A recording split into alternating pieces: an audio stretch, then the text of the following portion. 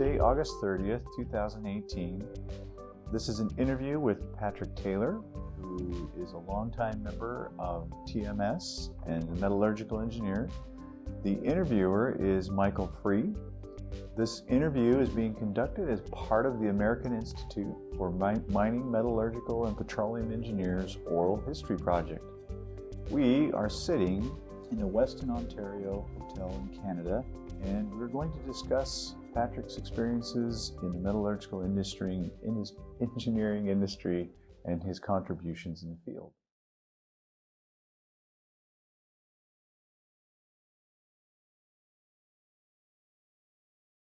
Let's start. So Patrick, can you tell me a little bit about your growing up years and how that had some influence on you in terms of choosing metallurgical engineering as a career? Sure. I grew up in Denver, Colorado, and when I was a Boy Scout, one of the merit badges was rocks and minerals. I don't know if you remember that. And I got very interested in going out in Colorado and looking for minerals and stuff. And then in Denver, particularly, Colorado School of Mines has a big reputation. So I'd always wanted to go there and study rocks and minerals and stuff. But I ended up being a metallurgist because when I first started, I looked at geological engineering. But then I met a metallurgist, and he started explaining all of the stuff they do to make metals out of minerals. And I got excited about it. So I went to school there and did that. So was there anything in particular that excited you about looking into the metals aspect? The rocks were interesting to you. Is there anything that kind of drove you more? What aspects did people tell you about metals and metal processing that interested you? I always also had an interest in chemistry, and in extractive metallurgy particularly, it's really a chemical process that allows you to take a mineral and make a metal or whatever product out of it.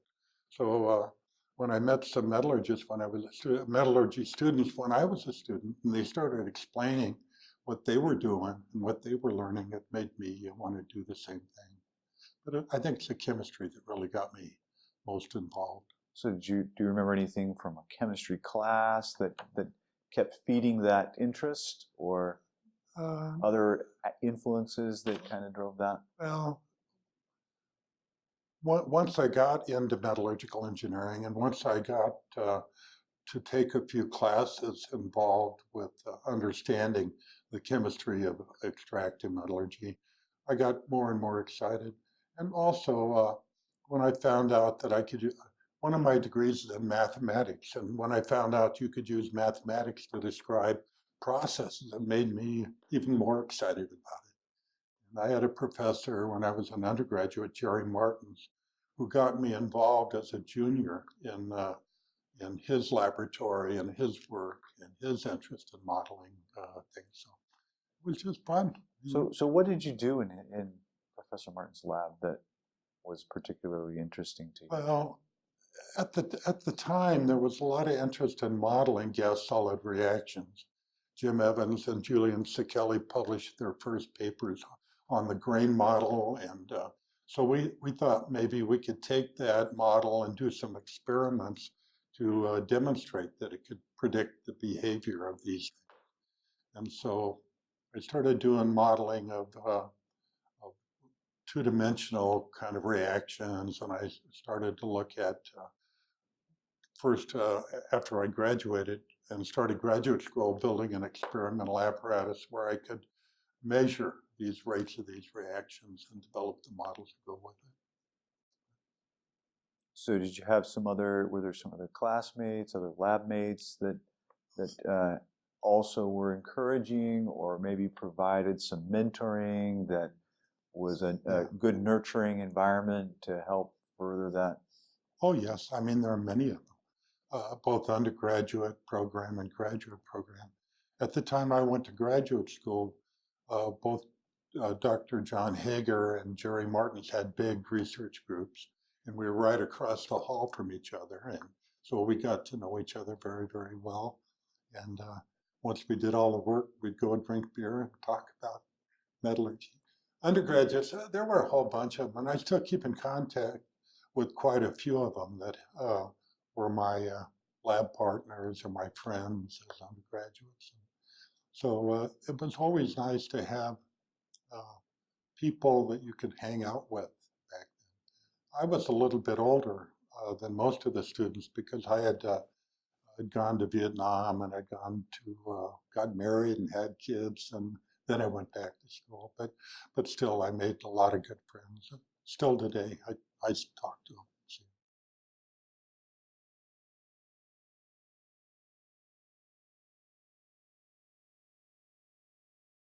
So were there any things that you can think of, like just going back maybe a little bit further with the family aspect, and even as you grew up, were your parents in any way kind of encouraging towards science, engineering, or maybe, you know, as you got married and stuff too, did you have some encouragement on those fronts that influenced it? My parents' encouragement were mostly just loving me. I mean, but you know, I was the first college graduate on my father's side of the family. My dad worked for the railroad. His dad worked for the railroad. His dad worked in a coal mine. I mean, the opportunities that they had were not the same as I had when I was at that time, because it was very difficult for people to go to college, you know, during the Depression and during the war years and stuff.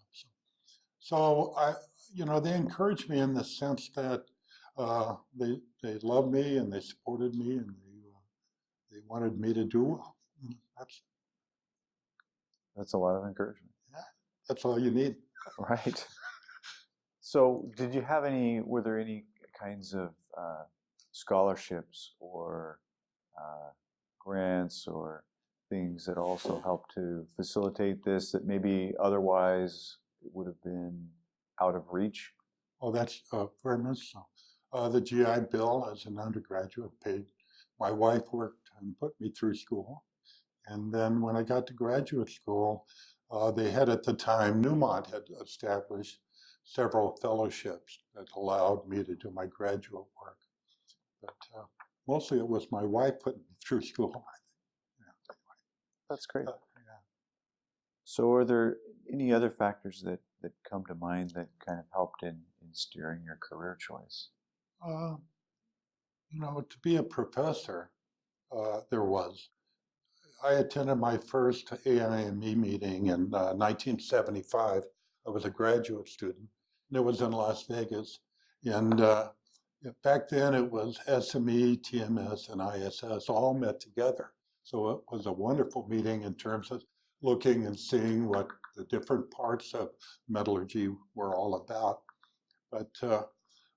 But when I got there, I was giving a paper again on gas solid reaction modeling, and I'd read all the papers by these famous people, Julian Kelly and Rocky Sohn and Jim Evans, and they were in the audience, and I was so nervous giving a paper to them. But afterwards, they all came up to me and said, you know, you've done a wonderful job. You ought to think about maybe being a professor and getting your PhD. Well, Rocky did anyway. And so that kind of encouragement really helped me to think I could get a PhD and I could be a professor somewhere. Yeah. That's great. Those are some nice stories.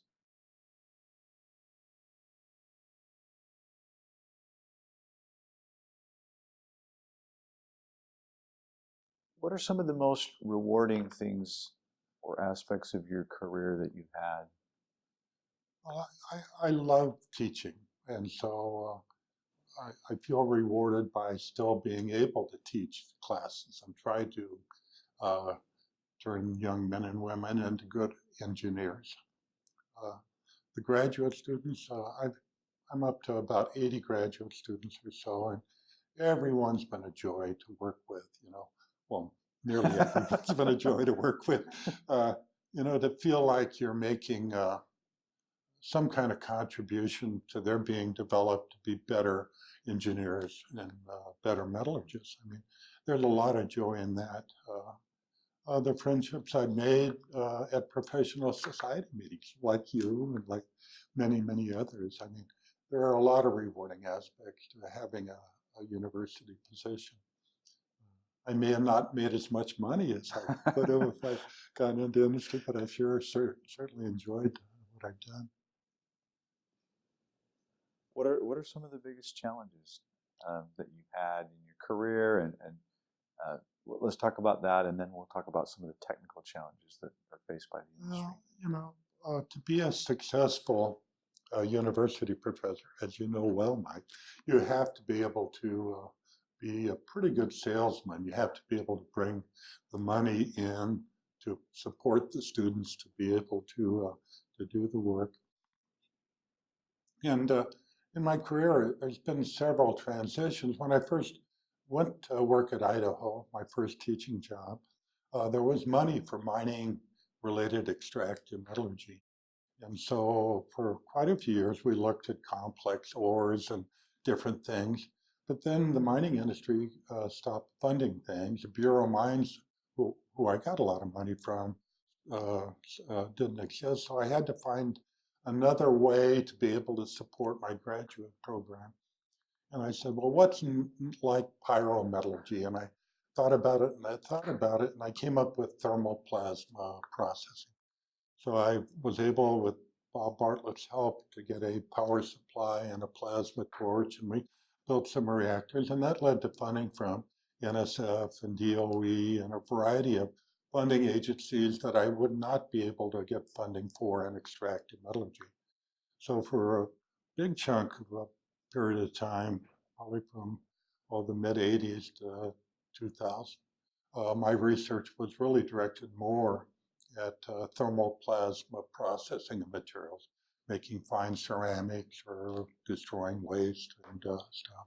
We still did a little bit of extractive metallurgy when the projects came along. And so that was a big challenge, transitioning there. And the other big transition was when they decided to get rid of the College of Mines at Idaho, and I started looking for another job. I went to Tennessee and I was a department head of a material science and engineering program. And of course, I'm not a material scientist, I'm a metallurgical engineer, but I was pretty darn successful at that job. And then all of a sudden they had this endowed chair in Golden to go back to Colorado School of Mines. So we came back to mines, and the department head at that time was John Moore, and he wanted to rebuild the extractive and mineral processing program in that department. It kind of diminished over the years. And so my major task was to try to reach out to the mining companies and funding agencies to try to see if we could build up that part of the program again. And we've done it pretty well, I think. Yeah, you've been very successful there. Challenges. Yeah, well, and just go ahead. Yeah, some challenges in the industry, and maybe if you want to talk about the field too.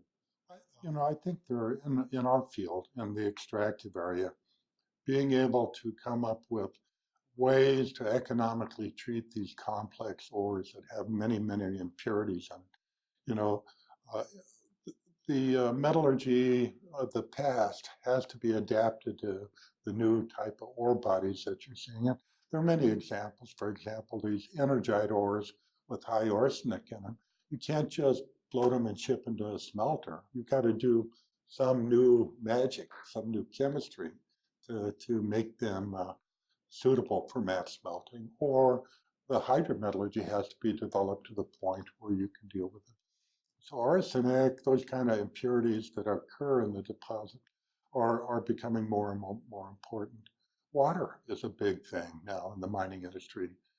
Finding ways to reuse or recycle processed water into plants, whether it's flotation or hydrometallurgical plants, become more and more important.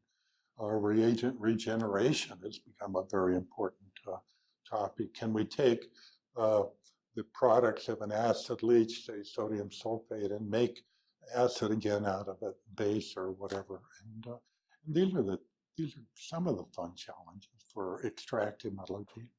The biggest challenge for extractive metallurgy in the U.S. is maintaining educational programs that do this. There are very few of them left. Utah, Colorado School of Mines, I'll name a couple more, Montana Tech. And the trend is, and has been, instead of emphasizing mineral processing and extractive metallurgy, to turn these programs into material science programs. And it's really diminished our ability to train the extractive metallurgists of the future, I think. That's a challenge. Yeah. Well, there's always opportunities and challenges, so that's good. I believe in that too.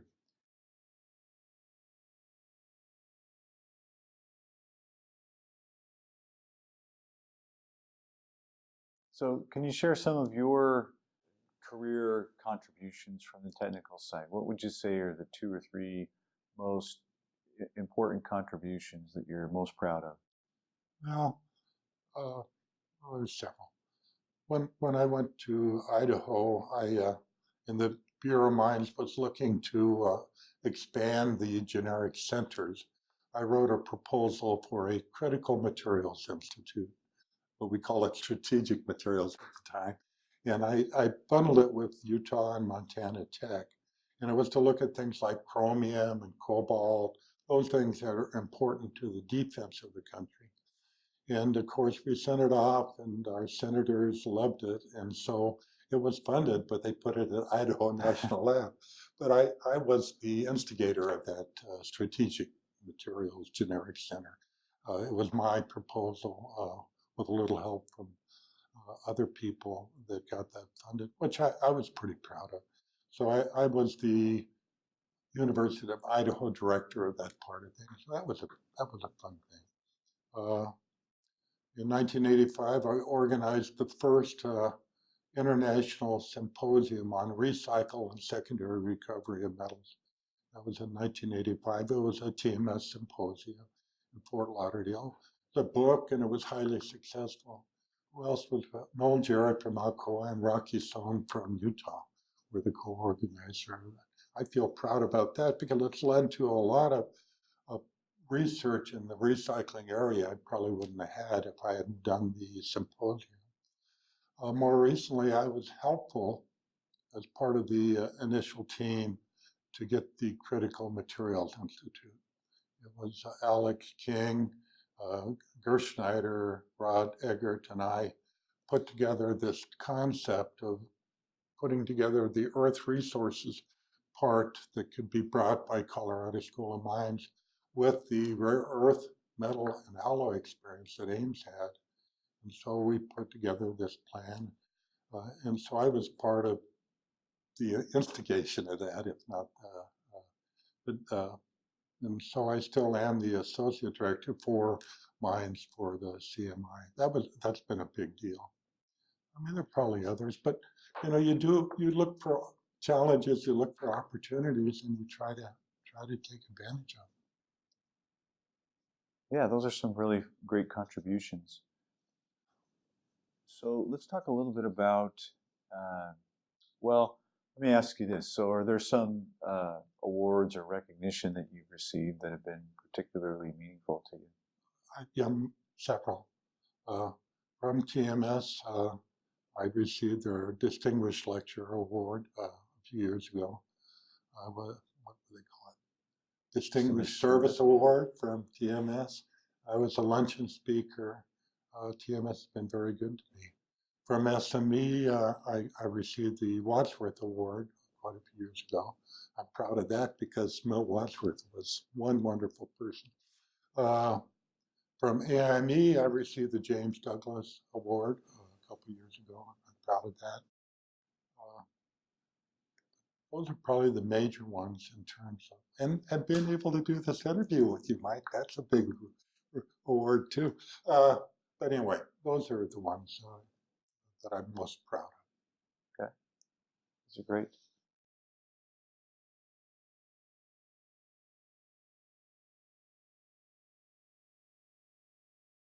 So tell me a little bit about your experience with TMS and AIME. Oh, well, again, I started coming to TMS meetings in 1975 as a graduate student. And I've only missed a few out of the last, 43 years, however long it's been, because of professional conflicts.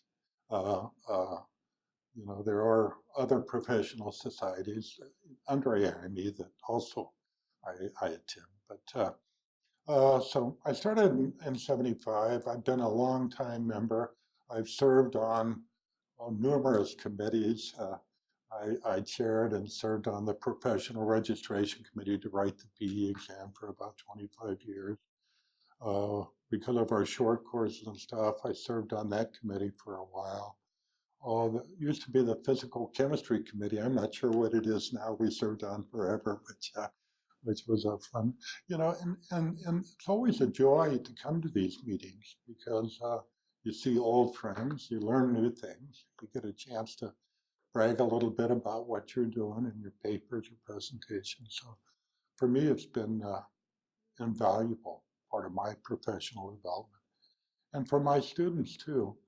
My deal with my graduate students is if you get a paper accepted for presentation or publication at a professional society meeting, we pay for them to come to the meeting because I think it's so important for them to be able to be a part of these kinds of professional gatherings, to get up there and try to tell people how good a work they've done.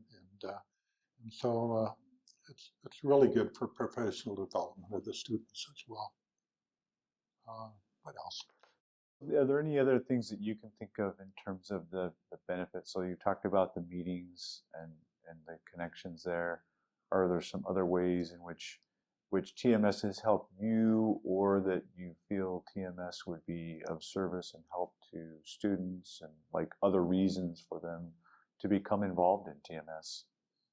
You know, for me, I think the major value is of every professional society organization is the ability to get together with people who are working on similar or disciplines or topics and to learn what's going on and to be a part of pushing the technology forward, whatever way we can.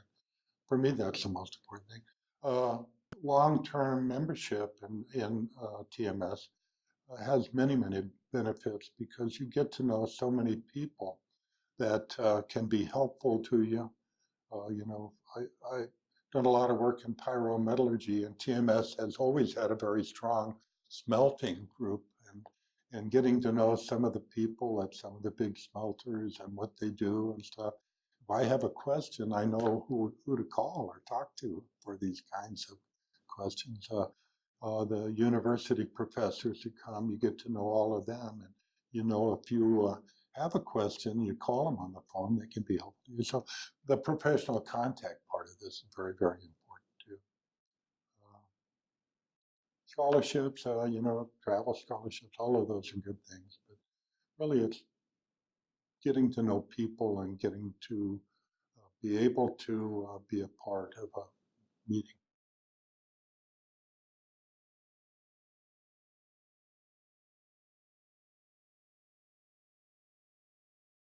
So one of the challenges that is out there, at least in terms of the metallurgical engineering, and this is broader also, even for the materials in some sense, is that there aren't maybe enough students in this field. And so what do you think can be done to help attract more students? The growth in material science has opened up other areas that we didn't have in the old extractive metallurgy, physical metallurgy field.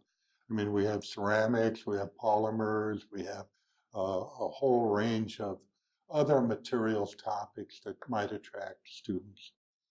For me, what's attracted a lot of my graduate students in recent years is they want to feel like they can help by understanding recycling, for example. If they get involved in, say, taking a hard drive and figuring out the best way to recycle the aluminum, the steel, the rare earth magnets, they feel like they're making a difference. So we pump up our recycling program to potential graduate students, and we get very high quality graduate students from big universities that want to do that kind of work. They want to be process engineers, but are trying to make a difference, if you like, by improving the ability to recycle materials. There are probably other topics that could be developed that would be helpful. But for our field, attracting young men and women that want to go work at a mine and mill and stuff is very, very difficult unless they come from that heritage, unless they come from a Butte, Montana, or a mining camp someplace. But we do still get some of those who want to do that and do very, very well at it. It's a hard sell. It's challenging. Yeah. So what's been your favorite part about working in the field? You talked about some things that have been very rewarding for you. Are there some, if you were to say, what's the favorite part about it, what would you say? Well, we kind of covered that before. My favorite thing about working in the field, I suppose, is the friendships I've developed over the years, and the fact that there are so many really intelligent people you can hang out with, that allow you to feel like you're part of a community. I mean, it is a community. My favorite part. What advice would you give to people entering the field, some of today's young leaders in the engineering profession?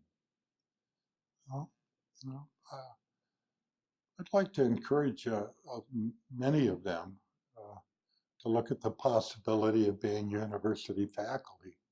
There aren't that many trained in extractive metallurgy that would like to go on to be professors. So there are some of them that I think ought to do that.